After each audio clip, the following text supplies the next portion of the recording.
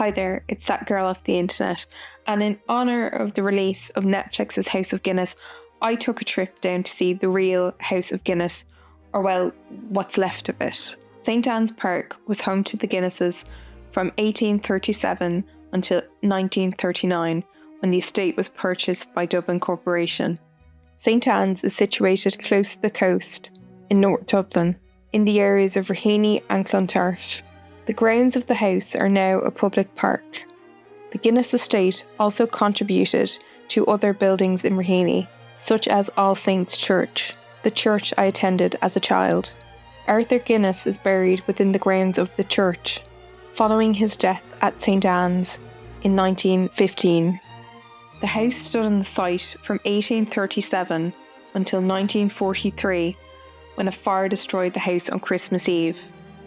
The building was particularly badly affected as it was used to store gas masks, boots, and highly flammable chemicals during the Second World War. The ruins stood until 1968. I've been fascinated with the place and its past people since I was a very young child, when I thought I was being brought to safe hands, as my dad would call it when I was a nervous Wayne learning to cycle. You're in safe hands, he would say. So safe hands it became to my young ears. The mound was a particular site of pilgrimage and imagination, especially when I was told a house lay below. In a 5-year-old's active imagination, I believed the entire house was buried below, like a Victorian architectural iceberg. However, 31 years later, I was finally able to see what lay beneath. So come with me as we explore the OG House of Guinness. In the 1700s, the land, which would be encompassed by St. Anne's, was owned by the owner of Clontarf Castle, John Vernon. In 1796, the land was leased to a Paul Hale and his brother for 99 years. In 1814, Thornhill House was built on the Blackbush lands by Sergeant John Ball. In 1835, brothers Benjamin Lee and Arthur Lee Guinness purchased Thornhill House with 29 acres for the sum of £500. Benjamin Lee and Arthur Lee were the grandsons of the Arthur Guinness who founded the Guinness Brewery in 1759. Benjamin Lee is also the father who has died at the start of the Netflix series. In 1837, the house was rebuilt in an Italianate style with a Roman tower and was renamed St. Anne's House after a local holy well. In 1838, Benjamin Lee Guinness purchased his brother's share of the house. In 1868, Benjamin Lee Guinness died, leaving the estate to his son Arthur Edward, who would later become Lord Ardilan. Arthur, who's played by Anthony Boyle in the show, and Edward, who's played by Louis Partridge, were born at St. Anne's. I can't confirm if Benjamin Jr., played by Fiona O'Shea, and Anne, played by Emily Fern, were born there. However, the Annie Lee Bridge was built to commemorate the birth of Anne, his eldest child. In 1873, Lord and Lady Ardilan commissioned architect James Franklin Fuller to remodel the house. It was subsequently completed by George Coppinger Ashton. The house will be remembered by many who grew up in the 1960s. My mum certainly does. She can recount playing in the ruins as a child. I've also heard others claim to have made their way to the basement in search of wine. Over the past 4 years, the site has been excavated as a part of a community archaeology programme.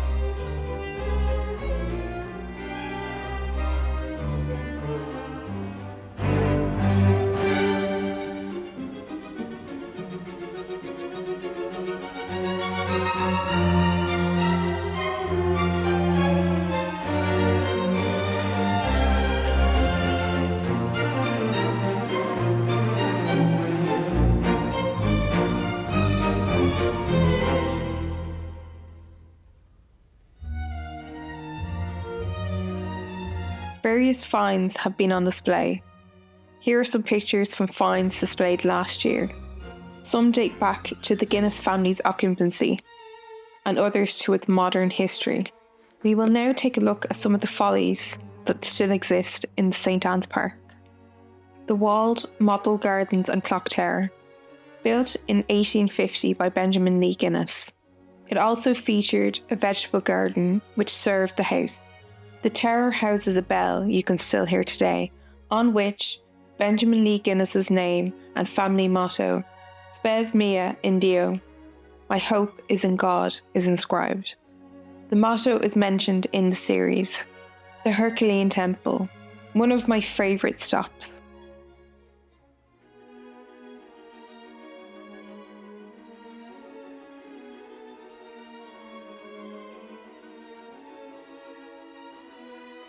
A bridge used to span the river, however I'm not sure whether that was original, as it's shown on older maps as a ruined bridge.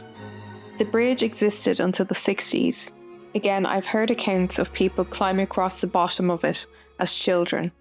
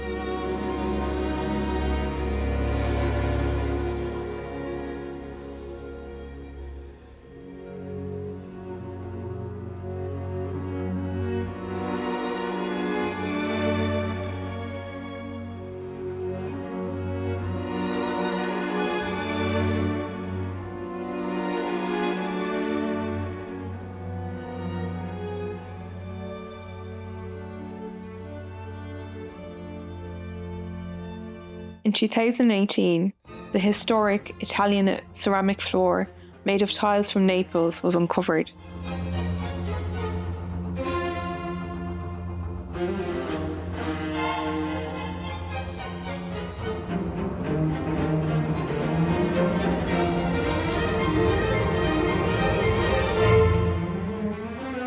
The wall garden, which used to sit to the rear of the house,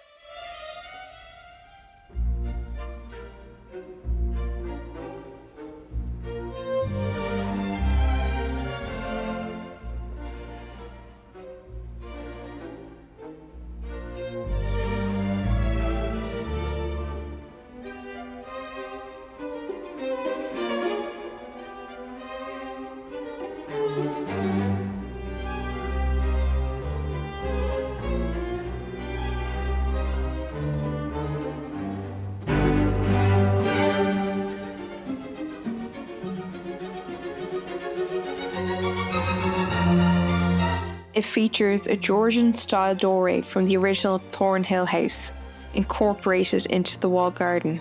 Within the wall garden sits the U circle.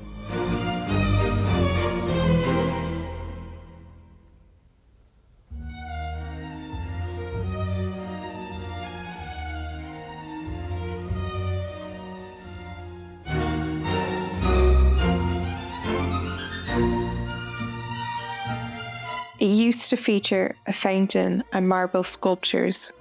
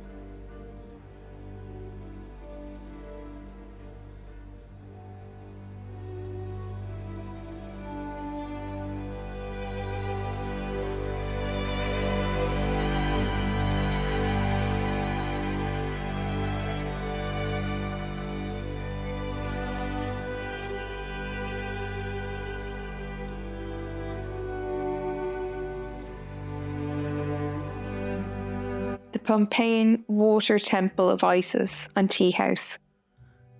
Only part of this folly remains. A whole other room sat behind the shell that remains today.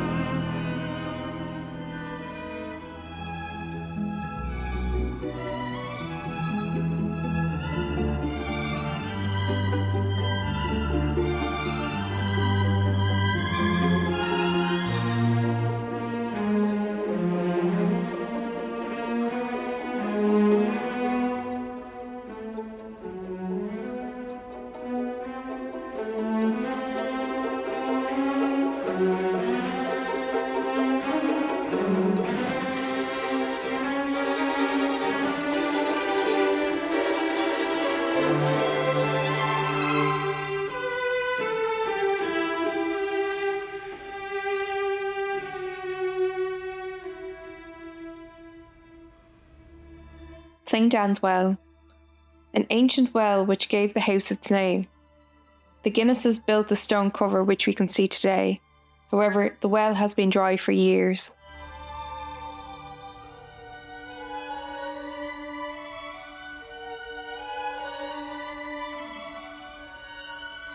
Annie Lee Bridge.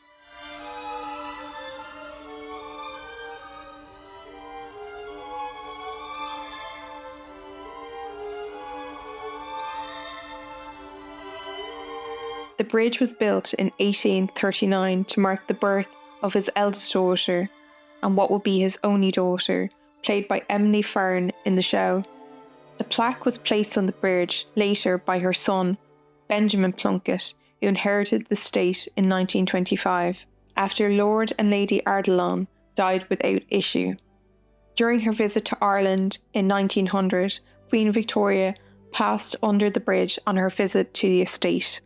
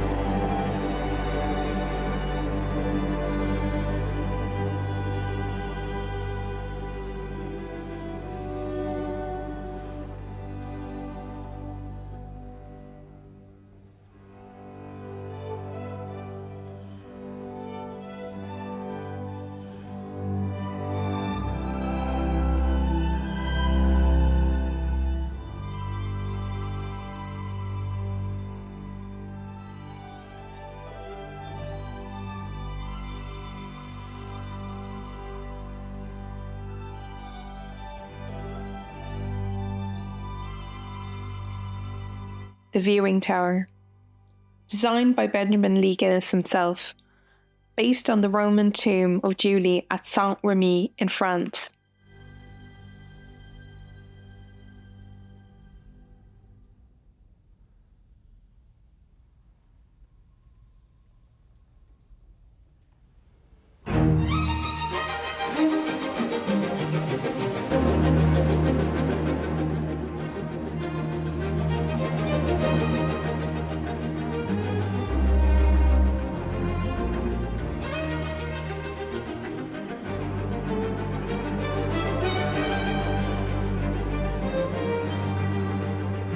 The tower originally sat on the house before it was remodelled in 1873, and it was moved to where it is seen now. The tower would have been a belvedere viewing point, where one could have looked out to the sea. You can see the original steps inside. The red stables. I think these are one of the most interesting features of the estate. Not just because of the delicious coffees and cakes from Olive's room, named after Olivia, Lady Ardalan, played by Danielle Galligan, but looking how exquisite they are, that if the stables were as nice as this, it just shows how beautiful the house would have been. In 1885, Lord Ardalan commissioned architect George Coppinger Ashland to design the red stables.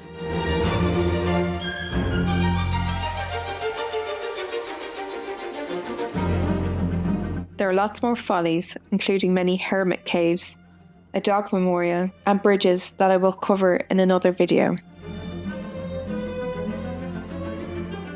Thanks to the internet, books, and now the new House of Guinness TV show, I've had my imagination sated with some pictures, images, and recreations of what the great house would have looked like, with the characters seen having tea in the palm garden, which sat in a covered courtyard in the centre of the house.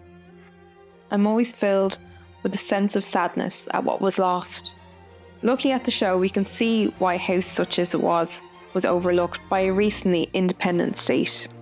But I still find it sad it didn't survive, as a public good, a public space that everyone could enjoy, as a hotel or tourist attraction.